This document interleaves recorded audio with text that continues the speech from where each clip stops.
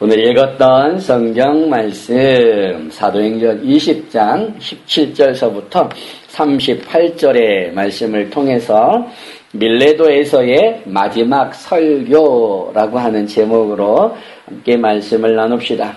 본문의 말씀의 배경은 사도 바울이 3차 선교 여행을 마치고 이제 어디로 갑니까? 예루살렘으로 가려고 합니다. 그 예루살렘으로 가는 도중 가운데 밀레도라고 하는 곳에서 에베소 교회 장로들을 초청합니다. 그래서 그 장로들이 왔을 때 그들을 향하여서 설교한 것이 오늘 본문의 내용입니다. 밀레도는 에베소와 가까이 있는 도시입니다. 3년 동안 목회하며 두람노 서원에서 2년 동안 제자들을 따로 세워서 가르쳤던 바울이 아마도 그 어느 교회보다도 애착이 갔던 교회는 아마도 에베소 교회였을 것입니다. 물론 모든 교회들을 사랑하고 모든 교회들에 대한 애착이 있겠지만 가장 많은 시간을 쏟았던 그 에베소 교회에 또 많은 애착이 있을 거예요. 게다가 밀레도라고 하는 것은 에베소와 그리 멀지 않은 거리에 있는 도시라고 하는 것이죠. 그런데 그 밀레도에 왔음에도 불구하고 사도 바울은 그렇게 애착하고 사랑하는 교회인 에베소 교회를 방문하지 않는다는 거예요. 방문하지 않는 이유가 뭐냐? 지난주 우리가 봤지만 16절 말씀에 그 이유를 이렇게 얘기합니다. 바울이 아시아에서 지체하지 않기 위하여 에베소를 지나 배 타고 가기로 작정하였으니 이는 될 수 있는 대로 오순절 안에 예루살렘에 이르려고 급히 가미러라. 그러니까 오순절 안에 예루살렘에 도착하기 위하여서 그 에베소라고 하는 그곳에 그 교회에 방문하지 않겠다라고 바울이 말씀하고 있다는 거죠. 왜 오순절 안에 예루살렘에 가려고 하느냐라고 하는 거야. 몇 가지 이유가 있습니다. 오순절이라고 하는 것은 유대인들이 지키는 3대 큰 절기 중에 하나라고 하는 거죠. 그래서 각 나라에 흩어져 있던 모든 유대인들은 다 예루살렘에 모이는 거예요. 분명히 율법으로 말씀하기를 그 3대 절기 가운데는 반드시 내 앞에 얼굴을 보이라 라고 하나님이 율법으로 말씀해 주셨다라고 하는 거죠. 그 절기 중에 하나가 오순절이에요. 그래서 오순절에는 각 나라에 흩어져 있던 유대인들이 할 수만 있다면 예루살렘에 다 모여서 절기를 지킨다라고 하는 거죠. 그렇다면 사도 바울이 지금 먼 곳에 다니면서 선교 여행을 다니면서 복음을 전하잖아요. 근데 그렇게 복음을 전할 때의 1차의 대상이 누구였냐면 회당에서 말씀을 전하는 거예요. 그것은 곧 유대인들의 1차 복음의 대상이었다라고 하는 거죠. 그런데 그렇게 흩어져 있던 모든 유대인들이 다 예루살렘에 모이잖아요. 이건 복음 전할 수 있는 참으로 좋은 기회라고 하는 거죠. 그래서 바울은 될 수만 있다면은 그 오순절 안에 예루살렘에 가려고 한다라고 하는 거예요. 그래서 밀레도에 왔지만 에베소에 방문하지 않겠다라고 하는 거예요. 왜? 급히 가야 되니까. 또 하나의 이유가 있습니다. 왜 에베소에 방문하지 않으려고 하느냐? 그 예루살렘 교회에 가뭄으로 인하여서 많은 성도들이 고통을 당한다라는 거죠. 어려움을 당한다라고 하는 거예요. 그래서 사도 바울이 한 일이 뭐냐면 마게도냐 지역의 교회, 아가야 지역의 교회에 이게 회람하면서 다니면서 구제 연보를 받았다라고 하는 거죠. 우리의 믿음의 형제들이 어려움을 당하고 있으니 그 고통을 당하고 있으니 우리가 돕자라고 하면서 구제 헌금을 받았다라는 거예요. 이 헌금을 좀 빨리 더 내줘야죠.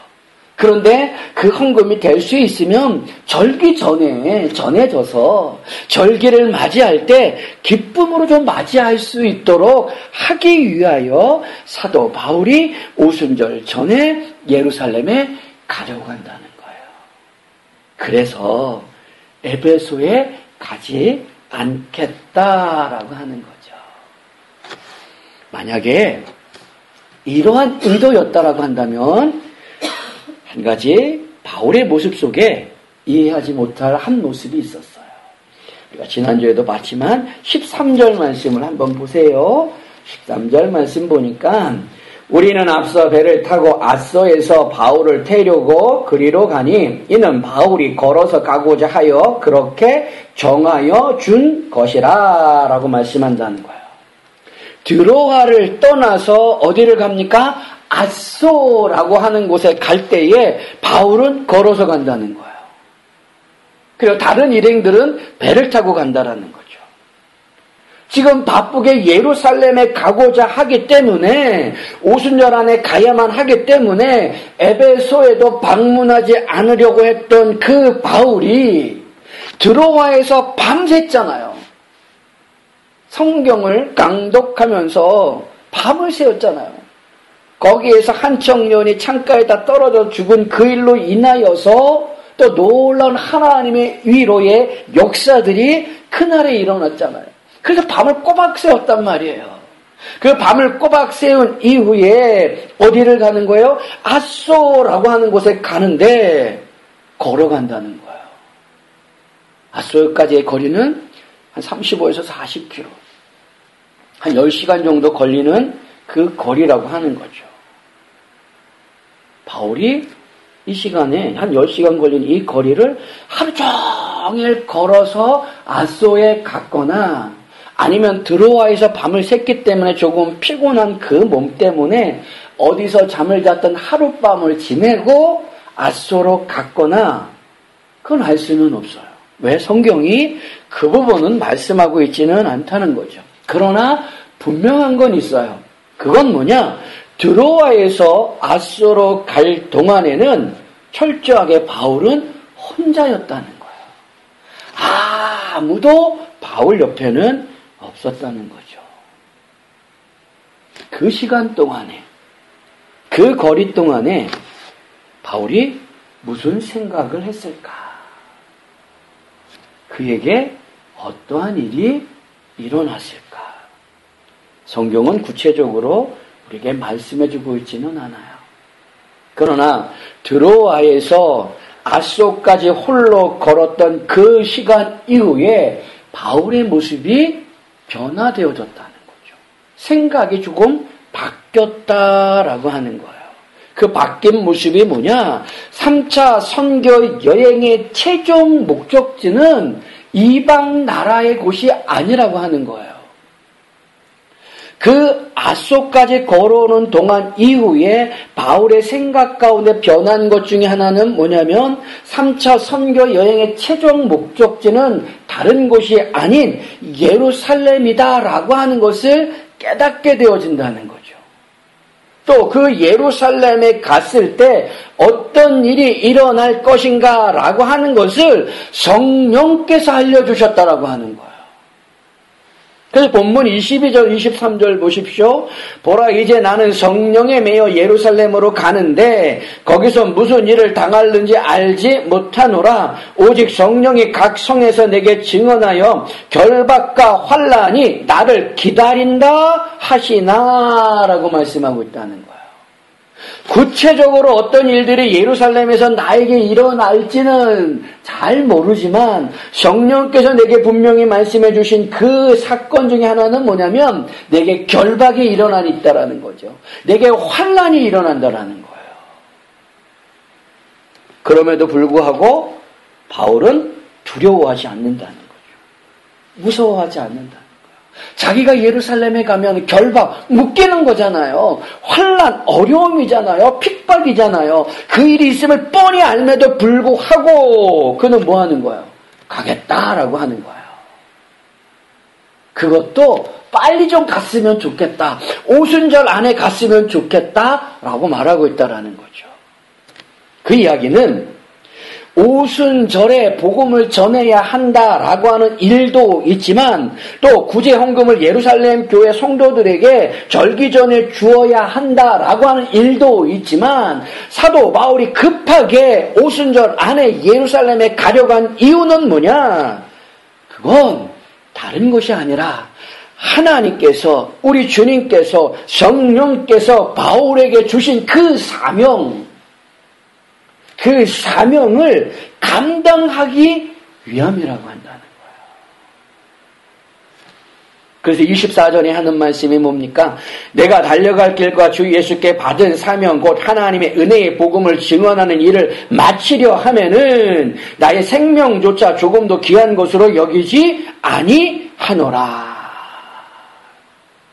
잘 보시면 내가 달려갈 길과 주 예수께 받은 사명 곧 하나님의 은혜의 복음을 증언하는 일을 마치려 하면은 어디 가서 마치겠다는 거야? 예루살렘. 결국 1차 선교 여행, 2차 선교 여행, 3차 선교 여행의 최종 목적지는 어디다? 예루살렘이다라고 하는 부분을 보여주고 있다는 거죠. 그래서 내가 예루살렘에 가서도 하나님이 내게 맡기신 그 복음의 사명을 감당할 것이다. 그 사명을 감당함에 있어서는 나의 생명조차 조금도 귀한 것으로 여기지 않는다. 그러니 좀 빨리 가야겠다. 그러니 내가 에베소에 방문하지 못하겠다. 그러니 에베소 장로님들 오십시오. 이렇게 되어지는 거예요. 그래서 그 장로님들이 밀레도에 왔어요. 그들을 향하여 설교한 내용이 오늘 읽었던 본문 말씀이에요. 그 설교의 내용은 세 가지의 주제의 모습으로 나눠볼 수 있다는 거죠. 첫 번째 말씀의 주제는 뭐냐면 바울이 3차 선교 여행을 하면서 어떤 삶을 살아왔느냐라고 하는 고백과 같은 설교의 모습을 들려주고 있습니다. 17절서부터 27절의 말씀까지 제가 빨리 읽어보겠습니다. 보세요. 바울이 밀레도에서 사람을 에베소에 보내어 교회 장로들을 청하니 오매 그들에게 말하매 아시아에 들어온 첫날부터 지금까지 내가 항상 여러분 가운데서 어떻게 행하였는지를 여러분도 아는 바니 곧 모든 겸손과 눈물이며 유대인의 관계로 말미암아 당한 시험을 참고 주를 섬기는 것과 유익한 것을 무엇이든지 공중 앞에서 각 집에서나 꺼리낌 없이 여러분에게 전하여 가르치고 유대인과 헬라인들에게 하나님께 대한 회개와 우리 주 예수 그리스도에 대한 믿음을 증언한 것이라. 보라, 이제 나는 성령에 매여 예루살렘으로 가는데 거기서 무슨 일을 당할는지 알지 못하노라. 오직 성령이 각성해서 내게 증언하여 결박과 환난이 나를 기다린다 하시나 내가 달려갈 길과 주 예수께 받은 사명 곧 하나님의 은혜의 복음을 증언하는 일을 마치려 하면은 나의 생명조차 조금도 귀한 것으로 여기지 아니하노라. 보라, 내가 여러분 중에 왕래하며 하나님의 나라를 전파하였으나 이제는 여러분이 다 내 얼굴을 보지 못할 줄 아노라. 그러므로 오늘 여러분에게 증언하거니와 모든 사람의 피에 대하여 내가 깨끗하니 이는 내가 꺼리지 않고 하나님의 뜻을 다 여러분에게 전하였음이라 라고 말씀합니다. 이렇게 설교한 거예요. 그러니까 이거를 좀 한마디로 줄여보면요, 내가 어떤 삶을 살아왔는지 여러분 잘 아시지 않습니까? 내가 성령에 매여서 예루살렘에 가는데 거기서 어떤 일이 있을런지 성령께서 내게 말씀해 주셨습니다. 그건 결박이고 그것은 환난입니다. 그러나 저는 갈 것입니다. 왜? 하나님이 주신 사명이기 때문에요. 그래서 내 생명도 아끼지 않습니다. 저는 여러분들에게 전하여야 할 하나님의 말씀, 하나님의 뜻을 다 전했습니다. 이게 줄거리예요. 이런 바울의 삶의 모습을 한마디로 정의할 수 있는 구절이 24절이죠. 내가 달려갈 길과 주 예수께 받은 사명 곧 하나님의 은혜의 복음을 증언하는 일을 마치려 하면은 나의 생명조차 조금도 귀한 것으로 여기지 아니하노라. 바울은 복음 전하는 일에 있어서 교회의 일에 있어서는 조금도 아끼지 않았다는 겁니다. 자기의 생명조차 아끼지 않고 헌신했다라고 말하고 있다는 거죠. 이렇게 바울이 살 수 있었던 이유는 뭘까? 그것은 분명한 목적이 있었다는 거예요. 분명한 방향이 있었다라는 거죠. 그런데 그러한 분명한 목적과 방향을 갖기 위해서는 무엇보다 있어야 할 것이 있어요. 그게 뭐냐? 그건 내가 누구냐라고 하는 자기 정체성이라고 하는 거죠. 바울이 생명조차 아끼지 아니하고 분명한 목적과 분명한 방향을 가지고 복음 전하는 그 선교 사역을 감당할 때에는 분명한 자기 정체성이 그에게 있었다라는 거예요. 그래서 바울은 각 교회에 보낸 서신서들을 보면은 서두에, 그러니까 인사말 가운데 들어가는 말이 있습니다. 그게 뭐냐? 예수 그리스도의 종 바울, 혹은 하나님의 뜻을 따라 예수의 사도가 된 바울, 이렇게 말하고 있다는 거죠. 이 얘기는 내가 누구냐라고 하는 것을 바울이 늘 인식할 뿐만 아니라 그것에 대한 분명한 확신을 가지고 있다는 거예요.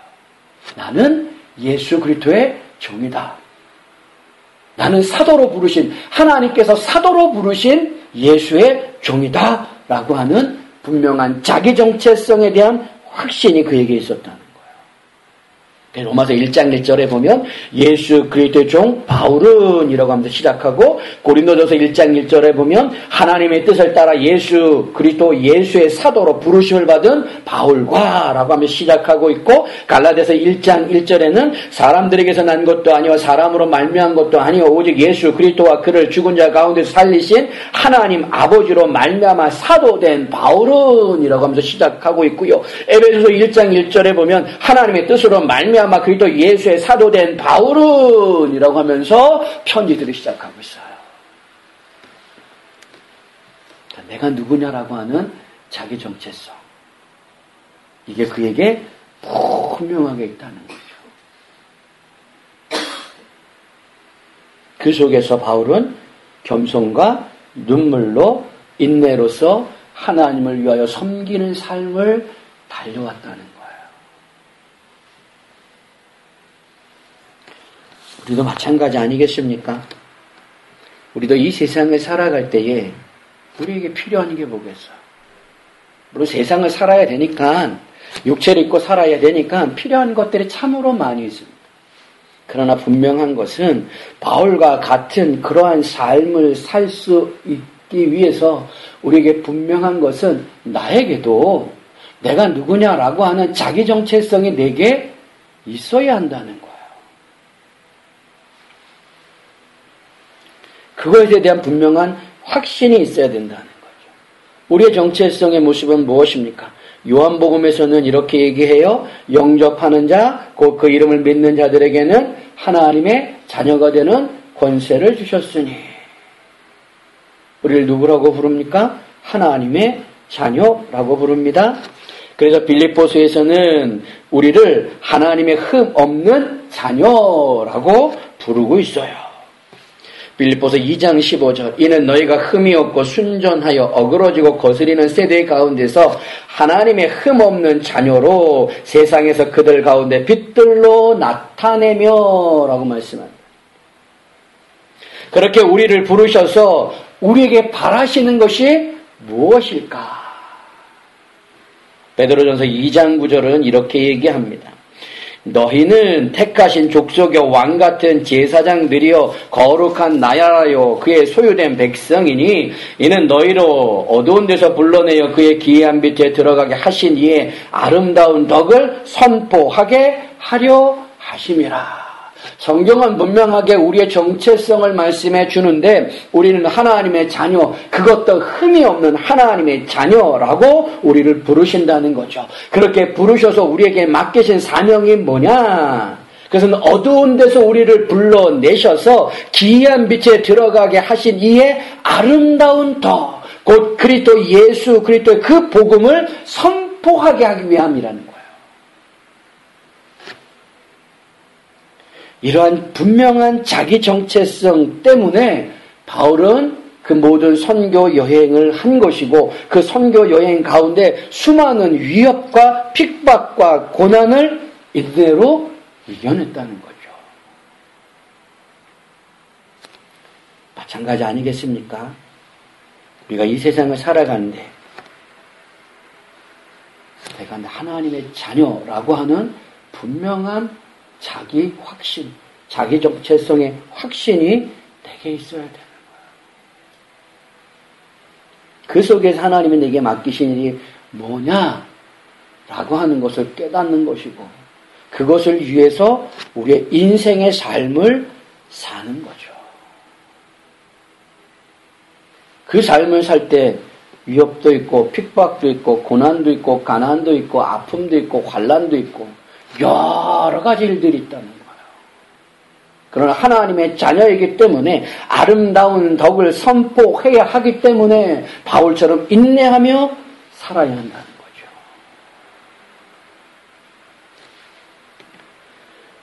두 번째로 바울이 에베소 장로들에게 설교하신 말씀이 무엇인가? 그것은 주어진 직분을 말씀 속에서 잘 감당하며 교회를 보살피라라고 하는 말씀이라고 하는 거죠. 28절 말씀부터 32절까지의 말씀입니다. 한번 보십시오. 여러분은 자기를 위하여 또는 온 양떼를 위하여 삼가라. 성령이 그들 가운데 여러분을 감독자로 삼고 하나님이 자기 피로 사신 교회를 보살피게 하셨느니라. 내가 떠난 후에 사나운 이리가 여러분에게 들어와서 그 양떼를 아끼지 아니하며 또한 여러분 중에서도 제자들을 끌어 자기를 따르게 하려고 어그러진 말을 하는 사람들이 일어난 줄을 내가 아노라. 그러므로 여러분이 일깨어 내가 3년이나 밤낮 쉬지 않고 눈물로 각 사람을 훈련하던 것을 기억하라. 지금 내가 여러분을 주와 빛 그 은혜의 말씀에 부탁하노니 그 말씀에 여러분을 능히 든든히 세우사 거룩하게 하심을 입은 모든 자 가운데 기업이 있게 하시리라. 바울이 에베소 장로들에게 하였던 그 설교의 두 번째 취지의 모습이 무엇입니까? 그것은 에베소 장로들을 향하여 한 말씀인데 그게 뭐냐? 하나님은, 우리 주님은, 성령님은 여러분들을 감독자로 세우셨습니다. 그래서 교회를 살피게 하셨습니다. 라고 하는 거예요. 그래서 28절에 온 양떼를 위하여, 뒷부분에 보면 교회를 보살피게 하셨느니라 라고 말씀하고 있다. 그런데 양떼를 무엇을 위하여 교회를 보살피느냐라는 거야. 그러니까 무엇으로 양떼를, 교회를 보살피느냐, 무엇을 가지고 보살필까요? 바울의 말씀은 뭐냐면 하나님의 말씀이라는 거예요. 왜냐? 29절 보면 내가 떠난 후에 사나운 이리가 여러분에게 들어와서 그 양떼를 아끼지 아니하며 또한 여러분 중에서 제자들을 끌어 자기를 따르게 하려고 어그러진 말을 하는 사람들이 일어날 줄을 내가 아노라 라고 말씀하고 있는 거예요. 그러니까 장로들에게 하는 말이 뭐냐면은 사나운 이리 같은 거짓 교사들이 일어나서 어그러진 말로 여러분들을 미혹할 것입니다. 그러니 여러분들은 하나님의 말씀으로 교회를 보살피십시오. 하나님의 말씀으로 온 양떼를 살피십시오. 라고 말하고 있다는 거죠. 바울 서신서들을 우리가 가만히 읽어보면 칭찬만 하기 위해서 그 말씀을 서신서를 보낸 게 아니라는 거야. 그 말씀들을 가만히 읽어보면 교회 안에 문제가 있는 거예요. 근데 그 문제를 일으키는 사람들이 누구냐? 거짓 교사들이라는 거죠. 거짓 교사들이 교회 안에 들어와서 하나님의 말씀을 어그러뜨립니다. 왜곡시킵니다. 그래서 성도들을 미혹하는 거예요.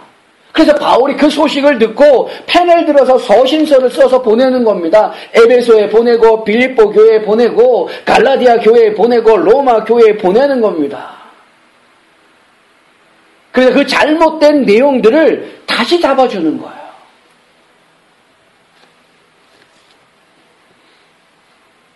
거짓 교사들은 교회를 혼란하게 하고 교회를 분열시킨다는 거죠. 그래서 바울이 31절, 32절에 이렇게 말씀했어요.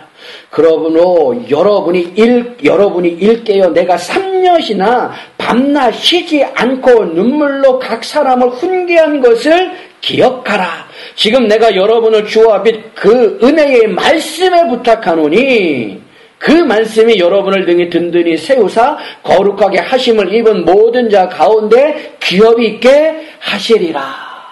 그러니 그 말씀으로 교회를 보살피십시오. 양떼를 살피십시오. 라고 설교하고 있다는 거예요.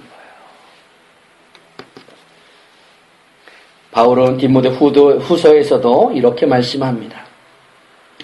악한 사람들과 속이는 자들은 더욱 악하여져서 속이기도 하고 속기도 하나니 그러나 너는 배우고 확신한 일에 거하라. 거짓 교사들은 언제든 끊임없이 일어난다는 거예요.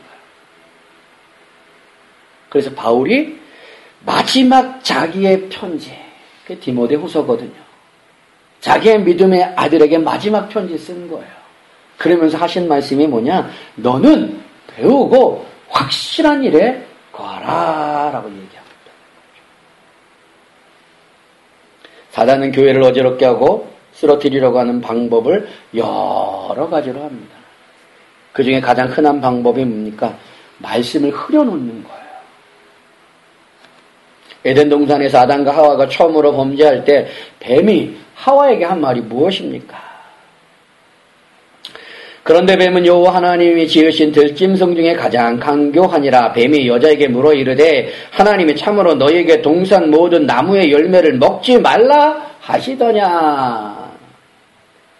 그러나 분명하게 하나님께서는 아담에게 뭐라고 말씀하셨느냐? 창세기 2장 16절 17절 말씀. 여호와 하나님이 그 사람에게 명하여 이르시되 동산 각종 나무의 열매는 내가 임의로 먹되 선악을 알게 하는 나무의 열매는 먹지 말라. 내가 먹는 날에는 반드시 죽으리라.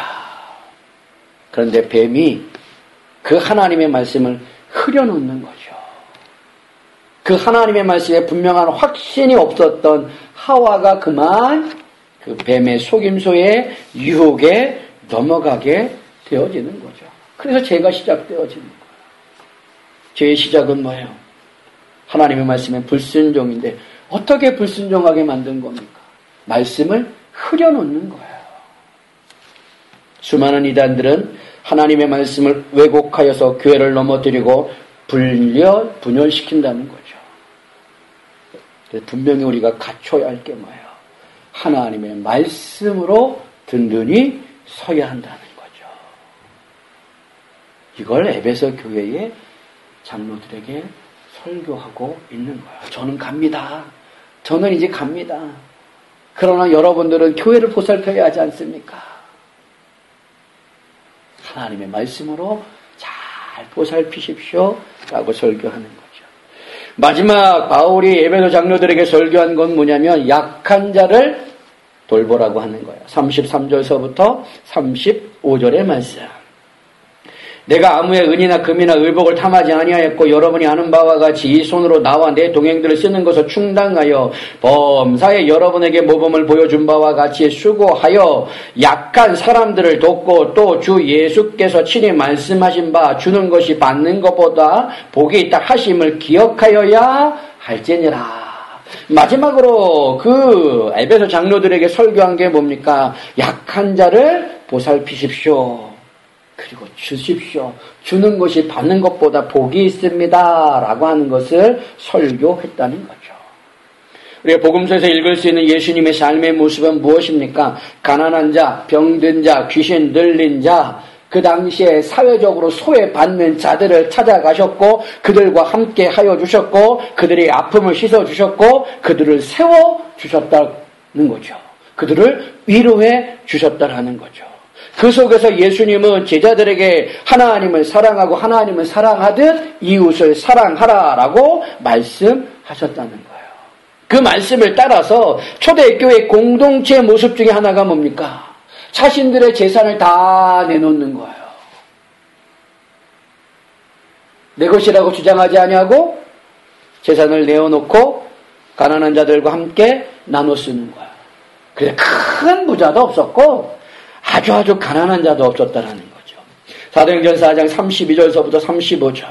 믿는 무리가 한 마음과 한 뜻이 되어 모든 물건을 서로 통용하고 자기 재금을 조금이라도 자기 것이라 하는 이가 하나도 없더라. 사도들이 큰 권능으로 주 예수의 부활을 증언하니 무리가 큰 은혜를 받아 그 중에 가난한 사람이 없으니 이는 밭과 집에 있는 자는 팔아 그 판 것을 값을 가져다가 사도들의 발 앞에 두매 그들이 각 사람의 필요를 따라 나누어 줌이라. 사도 바울은 에베소 교회 장로들에게 마지막으로 부탁하며 설교한 게 뭐냐? 약한 자를 살펴주십시오 라고 하는 거예요. 말씀을 정리하고 마칩니다. 본문은 밀레도에서 사도 바울이 에베소 교회 장로들을 초청하여 그들에게 설교한 마지막 설교예요. 그 설교의 모습 속에 알 수 있는 것이 무엇이냐? 그건 내가 누구냐라고 하는 그 분명한 정체성이 있어야 된다는 거죠. 바울은 예수 그리스도의 종이었습니다. 그 분명한 자기 정체성이 있었기 때문에 그런 흔들림 없이 분명한 목적과 방향을 가지고 복음의 사명을 다 감당한다는 거예요. 두 번째 그 장로님들에게 해주셨던 설교의 모습이 무엇입니까? 교회를 잘 살피십시오라고 하는 거죠. 근데 무엇으로 교회를 살펴요? 하나님의 말씀. 왜냐하면 이단들이 교회를 혼란스럽게 하기 때문에요. 거짓 교사들이 교회를 혼란스럽게 하기 때문에요. 말씀으로 무장되어야 함을 분명하게 말씀하고 있다는 거죠. 더불어 마지막으로 부탁한 설교의 말씀은 무엇이냐면 약한 자들을 살피주라라고 하는 말씀이었다는 거예요. 이러한 모습이 바울에게 그대로 있었고 에베소 교회 장로들에게 설교하였고 또 그렇게 교회들이 살기를 바란다라고 하는 거죠. 이러한 모습들 우리도 잊지 아니하고 우리가 하나님의 자녀됨에 대한 분명한 자기 정체성의 확신을 가지고 흔들림 없이 하나님의 말씀을 가지고 내게 맡기신 바 직분을 통하여 교회를 잘 섬기고 우리 주변에 가난하고 힘들고 어려운 이웃들을 보살펴 줄 수 있는 귀한 모든 성도님들이 다 되실 수 있기를 주님의 이름으로 축원합니다. 아멘. 기도하겠습니다.